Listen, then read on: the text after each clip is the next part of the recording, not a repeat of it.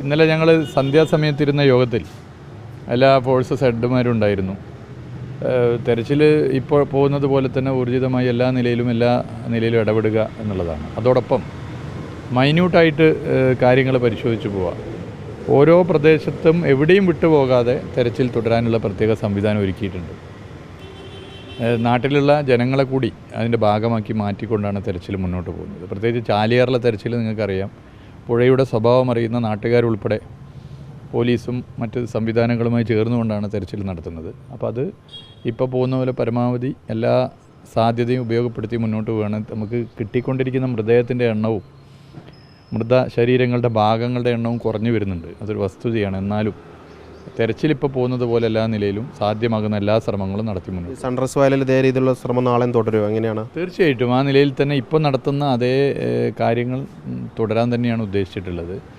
6 സോണിലെയും ചുമതലയുള്ളവരുടെ report പ്രകാരം കാര്യങ്ങൾ എവിടെയെങ്കിലും എന്തെങ്കിലും മാറ്റങ്ങൾ വരുത്തണമെങ്കിൽ ആ മാറ്റങ്ങൾ വരുത്തിയിട്ടാണ് മുന്നോട്ട് പോകുന്നത്. ഈ പുനരധിവാസമാണ് മറ്റൊരു വിഷയം. വാടക വീടുകളെടുത്ത് മാറ്റാനാണ് നോക്കുന്നത്. നിരവധി ആളുകൾ സന്നദ്ധരായിട്ട് മുന്നോട്ട് വരുന്നുണ്ട്.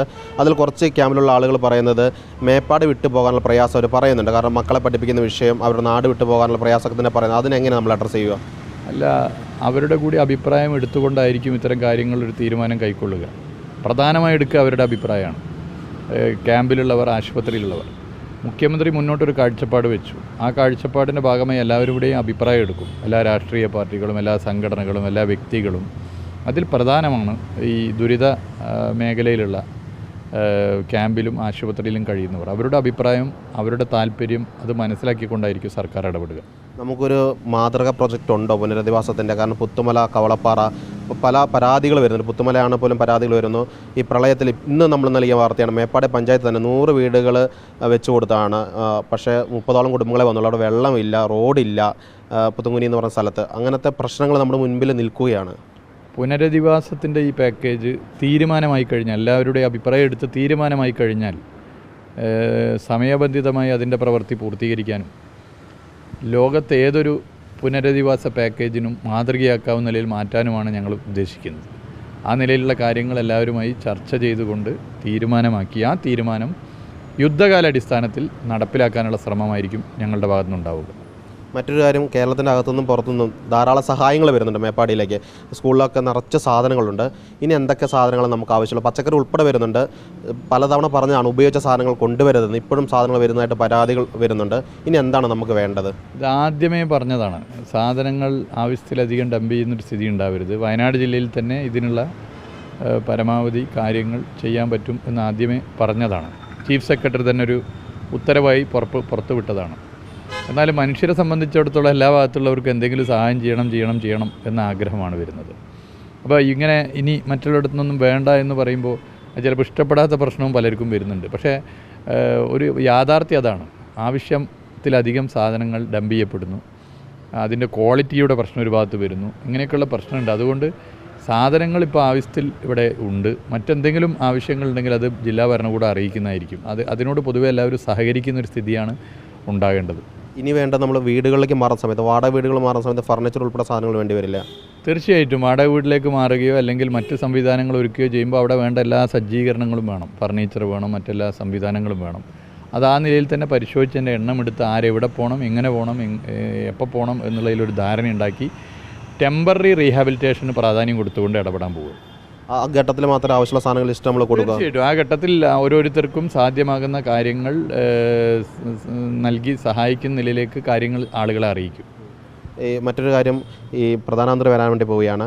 കേന്ദ്രത്തിൽ നിന്ന് ഒരു സഹായം വലിയ രീതിയിൽ പ്രതീക്ഷിക്കുന്നുണ്ട്. നമ്മൾ L3 കാറ്റഗറി ഉൾപ്പെടുത്തണമെന്ന് ആവശ്യപ്പെട്ടിട്ടുണ്ട്. പ്രധാനമന്ത്രി വരുന്നത് ഔദ്യോഗികമായി സംസ്ഥാന സർക്കാരിന് ഇപ്പോഴും അറിയിപ്പ് കിട്ടിയിട്ടില്ല എന്നുള്ളതൊരു വസ്തുതയാണ്. എന്തായാലും പ്രധാനമന്ത്രി വരികയാണെങ്കിൽ അത് സന്തോഷമുള്ള കാര്യമാണ്. പ്രധാനമന്ത്രി വന്ന് നേരിട്ടിത് കണ്ട് ദേശീയ ദുരന്തമായി ഇതിനെ പ്രഖ്യാപിക്കുമെന്ന് എല്ലാവരും പ്രതീക്ഷിക്കുകയാണ്. നമ്മുടെ രാജ്യത്തെ പല സംസ്ഥാനങ്ങളിലും ദുരന്തങ്ങളുണ്ടായിട്ടുണ്ട്.